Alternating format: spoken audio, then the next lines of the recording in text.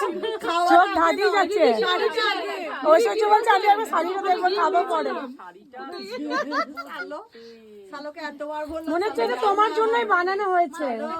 এইটা আমার জন্য, ওটা তোর জন্য। হ্যাঁ, ঠিক বলেছো। হরিদাস পালকে ফোনটা করি। যে শাড়িটা পরছে সেই শাড়িটাই কি লাগছে দেখো, দারুণ লাগছে কিন্তু বড়দি। যা আমাকে কে বলেছিল আমি ভুলে গেছি নামটা, যে তোমার দিদিকে একবার দেখাও, তোমার যাকে ক্যামেরা বন্ধ করে তুমি নিজে অন্যদিকে ঘুরিয়ে দিলে ক্যামেরাটা। দেখো এই দেখো ভালো করে দেখে নাও। আমি ঐশ্বর্যকে বলছি যে আমাদের হরিদাস পালকে তাহলে একটু বলি। আমাদের হরিদাস পাল আর ঘরে ঢুকতে দেবে না। না না, দারুণ লাগছে, দারুণ লাগছে, মানে অদ্ভুত সুন্দর লাগছে, দারুণ দারুণ অসাধারণ লাগছে। তোমার জন্যই বানানো হয়েছে